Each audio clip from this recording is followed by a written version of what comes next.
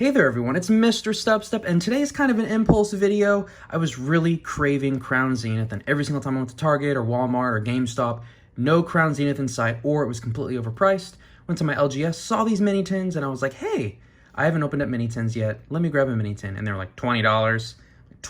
Actually, they didn't say $20 like that. They were like $20. Like, you can tell they felt bad putting it at that price. But clearly they were told to keep it at that price, because if they were the normal $8.99, they would be sold out in an instant. So what did I do? I went online, couldn't really find anything. All the cases that had, I guess, 10 of these were going for a little over $100. But I went on PokemonCenter.com and everything was sold out. But the mini tins were available, so I got one of each. So we'll have one of the all of the artworks, which are very nice. These, I know I've been using the word best in a lot of my videos, but I think it just pays homage to what Pokemon's been doing with their product. They just keep getting better and better, which you got to respect that. You got to respect any organization that can just keep improving over the years. I know it might not be everybody's cup of tea, but it's definitely bringing more and more people into the hobby. So I will be opening up all these mini tins, $8.99 a piece, off Pokemon Center. Reaches the threshold of free shipping, so actually a really good deal. And there's always a part of me, I see all the Reddit posts of people getting errors from PokemonCenter.com where they order one Pokemon Center Elite Trainer box and they get one case of Pokemon Center Elite Trainer boxes. Granted, me ordering 5 individual different artworks, it's really hard to mess that up, but because this is just half a case or display case or whatever. But yes, I digress. We'll just go over the back of one of these and then I'll open all of them up. So we have 2 Crown Zenith booster packs, a sticker sheet, which I'm very excited for, and then 1 Pokemon art card. So let's open all of these up. All right, so I've opened up all the tins. I'm sure you guys have seen the artworks put together, but we have Charizard number 6, a Flame Pokemon, 200 pounds, Wooloo, 831, more Pico, or more Peko, I think it's more Pico, Hatena, and Yamper. And then I'll probably have a photo of all the artworks together. I know you guys have probably seen it before on people that opened this when it came out or before it came out.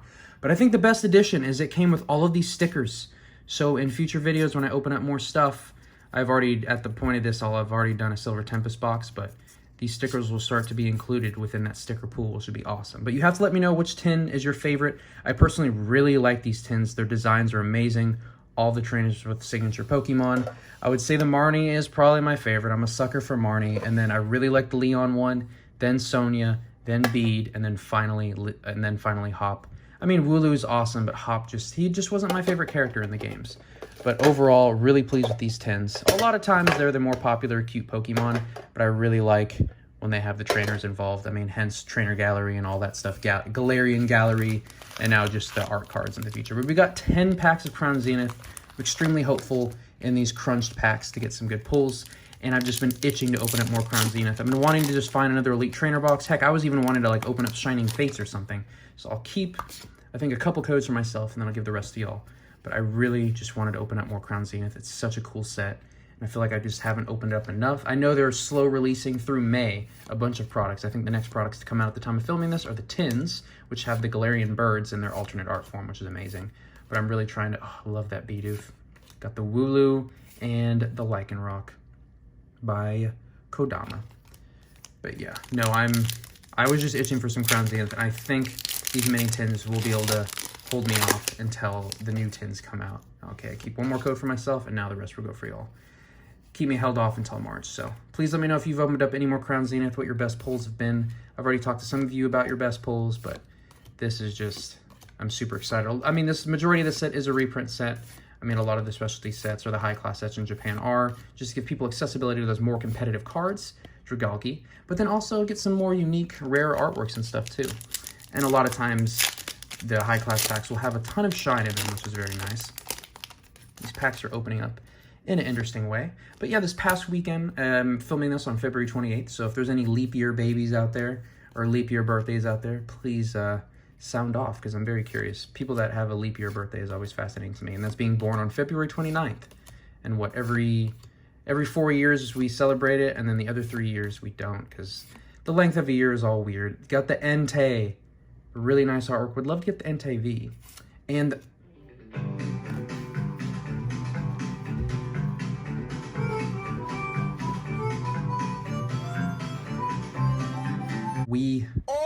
wow, we got the secret rare Pikachu. I was just talking about Entei, and then Pikachu's like, hold up. So let's examine this card. We have the Shadow Rider with Calyrex mounted, or Spectrier mounted by Calyrex. We have what looks to be an Urshifu Gigantamax. I can't tell if that's a single strike or the rapid strike. Might be the single strike if that's hints of red. We got the Crobat, we got the Zacian, we got the Inteleon, we have the Hisuian Zoroark, and we have Pikachu in the middle. A lot of very competitive cards. Hisuian Zoroark had its, fair share of things, but all of these Pokemon are very competitive within TCG. This artwork is phenomenal, and it is the only secret rare within the main set, so not included within the Galarian Gallery. And this card is amazing. I think this is still the most expensive card within the main set, so that is a very satisfying pull. Was not expecting to pull it, and it's actually in decent condition. So who knows, I might end up getting that graded. I recently went through all of my potentially graded cards and pretty much slashed them in half. There was a bunch of cards that wanted to get graded, but then I was realizing there's no guarantee in me getting the grades that I want. And then there's timing, there's paying for it, there's getting memberships because I don't have the luxury of an LGS nearby that will send off cards. Like, just all you have to do is pay for shipping. I mean, I haven't asked too much of my LGSs nearby, but I don't know if I want to deal with the hassle. And if I can just buy the cards online for a good price, I feel like that's worth it. But then cards like that actually do have a little bit of value. Ooh, would love to get this in full art form. And the Zeraora. So, yeah, basically what I've been doing is I look up the card, and if in a PSA 10 it's like around $100 or more, then I think it's worth sending in. But anything that's like 50 to 60 bucks, even though I really want it for my collection, I think it's better just to buy it online because just the chances. And then if I don't send it, then I at least have a binder copy and I don't have to have a bunch of gaps. So I did take back a bunch of cards that I was going to get graded and filled in my master sets, which makes them look a little bit more beautiful. Got the energy shirt. So nice having trainer cards as common cards. Makes them really easy to pull and add to things. We got the Nessa signature card. This is beautiful. Nessa has it's a decent supporter card for those water decks, and that is such a nice artwork for Nessa. Just studying diligently. It's so weird, I'm so used to the Scarlet and Violet vibe that going back to Sword and Shield sometimes throws me off. But oh my gosh, that is so nice. There's place for a second person, but it doesn't look like they're dining because the cup is upside down. But that is, wow, such a nice artwork. And the Zarude Hollow. Very nice. Looks like we are halfway done, so got 5 more packs. But yeah, I recently had the Shamrock Shake from McDonald's. I always try to get those around March, time frame. St. Patrick's Day, they come out with those Shamrock Shakes. Mine was exceptionally minty this time. It was okay. Or I guess technically this one wasn't a Shamrock Shake, it was a Shamrock McFlurry. But still delicious, still difficult and messy to eat, but it was a good time. Lost Vacuum, gotta love it. Also, this past weekend, we did go to Bullet Distillery. I know I talked about going there before, but I've actually finished going there now, and it was pretty decent overall. Just very clean facility, just very professional all around. For some of the smaller distilleries where they do everything in-house pretty much, it's like a lot more homey feel, and you just feel more welcome.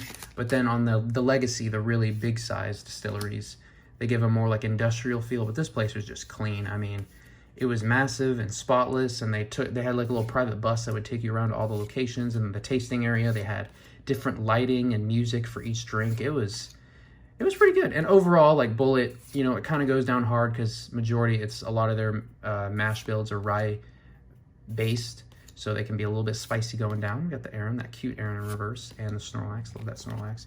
But overall, pretty good. I would say it's around middle of the pack, maybe slightly above average as far as all the distilleries that we've went to. We've gone to 17 so far on the Bourbon Trail, so looking forward to more in the future. Let's see. Oh, so later this week, the first part of the final, basically the finale of Attack on Titan. You can see some of the stickers there.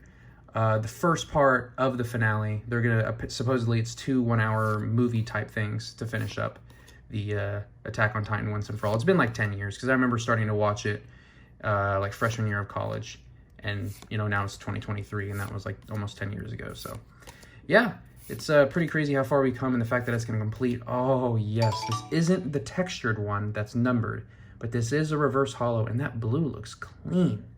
These are so easily scratchable, so it is sewn. Oh wait, see that print line right there? I already got the print line, but that is a beautiful card. And the Scizor, I love that Scizor artwork. I will sleeve this energy because it is so hollowy. Is that a word? That's probably not a word. Yes, very much looking forward to it. Mappa, of course, is still continuing animation. I know a lot of people were against Mappa at first because it was, a big difference between the previous animators. I can't remember the previous animators, to be honest. I'm sorry, but At first I was like, oh, everyone looks so different and the art style is like slightly different, but overall I've learned to love both of them. And because it's been a decade, this show has been slow releasing, I've just kind of gotten used to things over time. So I just enjoy it overall and very much looking forward to it. Oh, the Latios Trainer Gallery. Flying through the laundry. I could totally picture a Latios doing that. Just flying through the laundry, going all over the place. Man. And it's like a weekly thing. Like every week you put your clothes out to dry on the clothes hanger and then Latios is like, whoop. And the B Hollow. Okay, we are doing just nice. We will give a second to B, don't worry. That is a very nice Trainer Gallery card. Or well, I keep calling it Trainer Gallery when it's Galarian Gallery. But we have that B. Kind of what, rushing in the supermarket. Got some stuff or got a parcel, whatever you want to call it. And then her signature is kind of sick, I'm not going to lie. I like it. That looks like Ru or Ra or something like that. Or Ri. One of the ones that starts with R. I don't know. I've tried writing some of the like katakana and stuff, and or hiragana. Yeah. And yeah, it's been rough. I'm not going to lie. I need to practice it a lot more. Because Duolingo, you do a lot of speaking and listening, and yeah.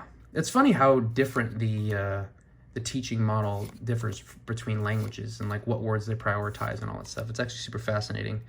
And the final note that I had to talk about today is I played a Mew deck today. So Mew VMAX deck, super common archetype, kind of losing some steam, but still really good because it has Genesect V, which has that Fusion Strike engine, which can draw you a lot of cards through your deck. And then Mew can copy, free retreat. It's just a good card in general. And I started out with the Drapion, which you don't want to start out with the Drapion, because then it just kind of leaves you as a sitting duck. I had no other basic Pokemon at the start of the game, so I put Drapion out there in the active. And I'm going first, so I can't attack or use a supporter card. And I have no other basics, and I don't want to... I only have like an Evolution Incense, so I can't really put anything else on my bench. So I'm like, well, I'll attach energy and then pass to their turn. They were able to donk me on the first turn with Mew. No, sorry, with Meloetta, which was very impressive. So I give him that, and we finish with a nice Lapras. I think I've already pulled this one. It is very beautiful, and I will happily take more Laprai. Is that Lapras plural? Laprai? Laprases?